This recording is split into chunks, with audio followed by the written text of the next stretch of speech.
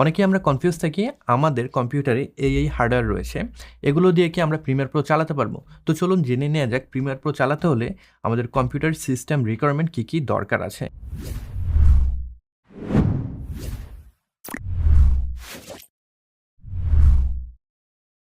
Premier প্রোর ওয়েবসাইটে যদি চলে যাই, এখানে প্রিমিয়ার প্রোর জন্য সিস্টেম রিকোয়ারমেন্টগুলো দেওয়া আছে। প্রিমিয়ার প্রোর লেটেস্ট যে ভার্সন রয়েছে 2022.6 ভার্সন, সেটা চালাতে হলে মিনিমাম আমাদের যে প্রসেসর সেটা হলো ইন্টেলের 6th Gen আপ প্রসেসর দরকার হবে। আর এএমডির কথা যদি বলি, সেক্ষেত্রে এএমডির রাইজেন 1000 সিরিজের উপরে যে প্রসেসরগুলো রয়েছে সেগুলো ব্যবহার করে কিন্তু আপনি এটাকে চালাতে পারবেন। আর যদি রিকমেন্ডেড সেটিংয়ের কথা বলি, যদি একটু ভালোভাবে আপনি চালাতে চান, সেক্ষেত্রে কিন্তু ইন্টেলের অবশ্যই 7th Gen আপ যে প্রসেসরগুলো রয়েছে সেগুলো আপনার দরকার হবে।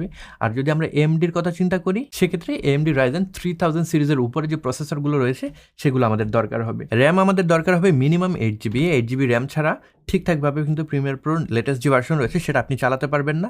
আর যদি আপনি অপটিমাল পারফরমেন্স চান, সেক্ষেত্রে রিকমেন্ডেড র্যাম হলো 16GB কিংবা তার চেয়ে বেশি। 32GB হলে খুব ঠিকঠাকভাবে কিন্তু আপনি ভিডিওগুলোকে এডিট করতে পারবেন। প্রিমিয়ার প্রো যেহেতু ভিডিও এডিটিং একটা সফটওয়্যার, এখানে কিন্তু অবশ্যই আপনাকে একটা জিপিইউ ব্যবহার করতে হবে। জিপিইউ ছাড়া ভালো পারফরমেন্স পাবেন না। আপনাদের যে সিপিইউ রয়েছে সেটার সাথে বিল্ট ইন যেটা দেওয়া আছে, ইন্টিগ্রেটেড যে জিপিইউ দেওয়া আছে, সেটা দিয়ে হয়তো আপনি টুকটাক এডিটিংয়ের কাজ করতে পারবেন কিংবা শেখার সময় ব্যবহার করতে পারবেন। তবে আপনি যখন একটু অ্যাডভান্স লেভেলে চলে যাবেন, সেক্ষেত্রে কিন্তু এই যে ইন্টিগ্রেটেড জিপিইউ রয়েছে সেটা থেকে বেটার পারফরমেন্স পাবেন না। দেখা যাবে ভিডিও ল্যাগ করছে, কিংবা যখন রেন্ডার দিচ্ছেন, একটা ভিডিও রেন্ডার হতে 1 ঘন্টা 2 ঘন্টা সময় লাগছে।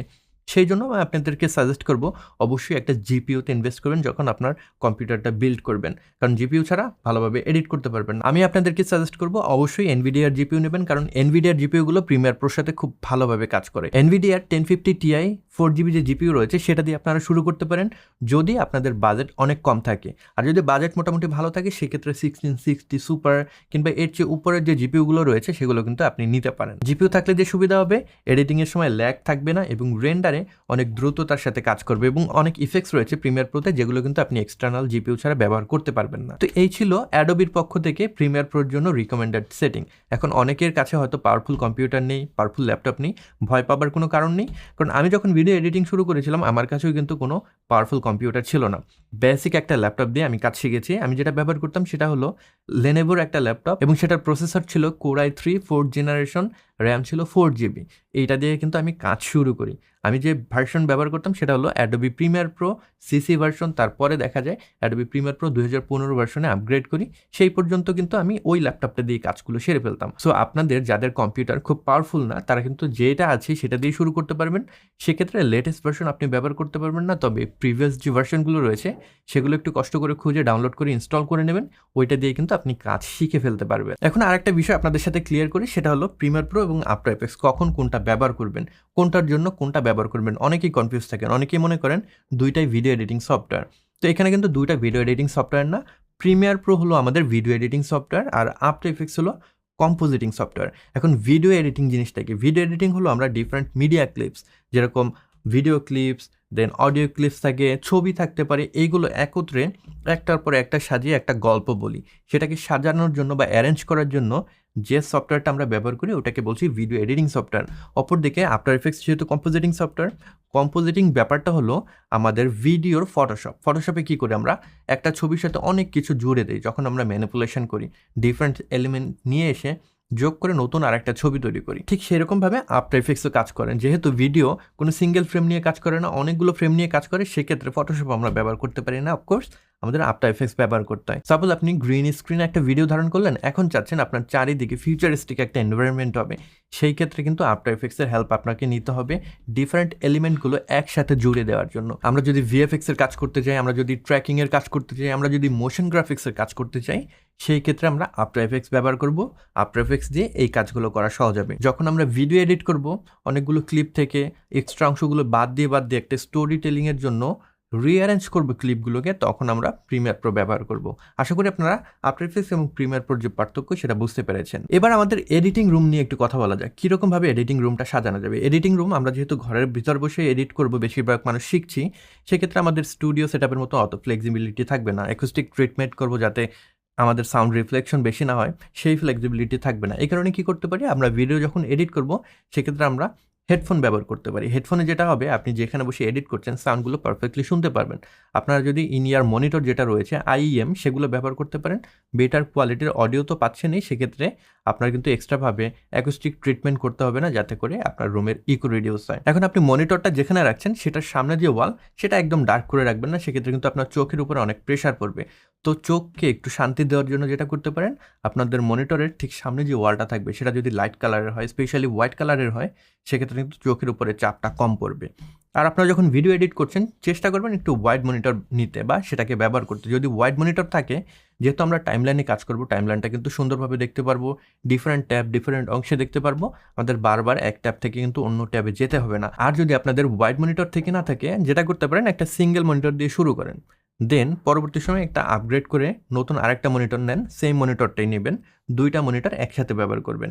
এতে করে আলটিমেটলি সেই ওয়াইড একটা ভিউ পাবেন। আর দুইটা মনিটর যখন ব্যবহার করছেন, দেখা যায় একটা আপনি প্লেব্যাক দেখলেন আর একটা আপনি টাইমলাইনটাকে রাখলেন। তাই এভাবে রেখে দিলে কিন্তু কাজ করতে অনেক সুবিধা হবে। আমি অবশ্যই আপনাদেরকে সাজেস্ট করব, যদি সম্ভব হয় আপনারা ডাবল মনিটর দিয়ে কাজ করবেন, আর যদি সম্ভব না হয় সিঙ্গেল মনিটর দিয়েই করবেন, কোনো সমস্যা নেই। কিবোর্ডের জন্য আমি আপনাদেরকে ফুল সাইজ যে কিবোর্ডগুলো রয়েছে সেগুলো সাজেস্ট করবো, এবং মাউসের জন্য এমন একটা মাউস আপনারা ব্যবহার করবেন যেটা আপনাদের জন্য কমফোর্টেবল। কারণ অনেক সময় ধরে কিন্তু আমরা ভিডিও এডিট করে থাকি, অনেক সময় দিতে হয় মাউস অ্যান্ড কিবোর্ডে। এই দুইটা জিনিস যদি কমফোর্টেবল না হয়, সেক্ষেত্রে কিন্তু আপনি কাজ করে আরাম পাবেন না। এবার অনেকেই প্রশ্ন করতে পারেন যে ভিডিও এডিটিংয়ের তো অনেক সফটওয়্যার রয়েছে, সেগুলো রেখে আমি প্রিমিয়ার প্রো কেন শিখবো? প্রিমিয়ার প্রোর অল্টারনেটিভ আর কি কি আছে? তো প্রিমিয়ার প্রো আমরা শিখবো কারণ প্রিমিয়ার প্রো হলো খুবই ওয়েল অ্যাকসেপ্টেড একটা ভিডিও এডিটিং সফটওয়্যার। আপনি যদি নাটক থেকে শুরু করে সিনেমা পর্যন্ত যান, স্পেশালি আপনি যদি হলিউডেও যান, সেক্ষেত্রেও প্রিমিয়ার প্রোর ইউজার পেয়ে যাবেন। এটা এতই ওয়াইড অ্যাকসেপ্টেড একটা সফটওয়্যার।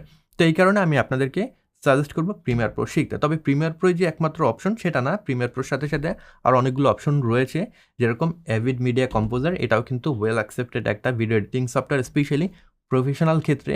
দেন final cut pro, Mac user যারা রয়েছেন তাদের জন্য ফাইনাল কাট প্রো খুবই ভালো একটা solution. And again the ভেন্সি resolve, এটাও কিন্তু অনেক ভালো একটা সলিউশন, স্পেশালি আপনি যদি কালার গ্রেডিংয়ে খুব বেশি ইন্টারেস্টেড হন, সেক্ষেত্রে কিন্তু রিজলভ থেকে ভালো একটা আউটপুট পাবেন। আর রিজলভ দিয়ে শুধু যে কালার গ্রেডিং করবেন সেটা না, রিজলভ কিন্তু একসাথে অনেকগুলো সফটওয়্যারের সমন্বয়, যেরকম রিজলভে ফিউশন রয়েছে যেটা দিয়ে আফটার এফেক্টসের কাজগুলো সেরে ফেলতে পারবেন, এবং সেক্ষেত্রে অডিও এডিটিংয়ের জন্য আলাদাভাবে কিন্তু তাদের আর একটা সফটওয়্যার একসাথে বেক করে দেওয়া আছে। সো রিজলভও আপনারা কিন্তু কনসিডার করতে পারেন। আমার পার্সোনাল ফেভারিট হলো অ্যাডোবি প্রিমিয়ার প্রো, কারণ আমি প্রিমিয়ার প্রোতে কমফোর্টেবল, অনেক দিন ধরে ব্যবহার করছি, এটার ইউজার ইন্টারফেস আমার খুব বেশি ভালো লাগে। আর সবথেকে বড় ব্যাপার হলো অ্যাডোবির অনেকগুলো সফটওয়্যার রয়েছে, যেরকম ফটোশপ রয়েছে, ইলাস্ট্রেটর, আফটার এফেক্টস, অডিশন, এগুলো আমি ব্যবহার করি। সেই সফটওয়্যারগুলোর ফাইল খুব ইজিলি প্রিমিয়ার প্রোতে নিয়ে এসে কাজ করা যায়, ডাইনামিক লিঙ্ক আকারে কাজ করে। এই কারণে প্রিমিয়ার প্রোটি আমার ফেভারিট। আরেকটা মজার বিষয় হলো প্রিমিয়ার প্রোর আরেকটা স্মল ভার্সন রয়েছে, মিনি ভার্সন রয়েছে, যেটা হলো প্রিমিয়ার রাশ। সেটা আপনি মোবাইল ফোনেও ব্যবহার করতে পারবেন, অ্যান্ড্রয়েডে পারবেন, আইওএসেও পারবেন, উইন্ডোজেও পারবেন, ম্যাকেও পারবেন। এটার সুবিধা কি? এটার সুবিধা হলো খুবই ইউজার ফ্রেন্ডলি একটা ইন্টারফেস, খুব সহজে আপনি ট্রিমিংয়ের কাজ করতে পারবেন, ইফেক্টস অ্যাপ্লাই করতে পারবেন, টেক্সট অ্যাড করতে পারবেন। দেখা যায় আপনার মোবাইল ফোনটি নিয়ে আপনি বাইরে গেছেন, সেখানে বসে টুকটাক এই ট্রিমিংয়ের কাজগুলো আপনি সেরে ফেলতে পারবেন। ক্লাউডে আপনার যে ফাইলটা রয়েছে সেটা সেভ হয়ে থাকবে, পরবর্তী সময় আপনি যদি চান সেই ফাইলটাকেই প্রিমিয়ার প্রোতে নিয়ে আসতে পারবেন, এবং প্রিমিয়ার প্রো দিয়ে আপনার যে এডিটিং প্রসেস রয়েছে সেটাকে কন্টিনিউ করতে পারবেন। সো যাদের ক্রিয়েটিভ ক্লাউড লাইসেন্স রয়েছে বা সাবস্ক্রিপশন রয়েছে, তারা কিন্তু এই ফিচারটি ব্যবহার করতে পারেন।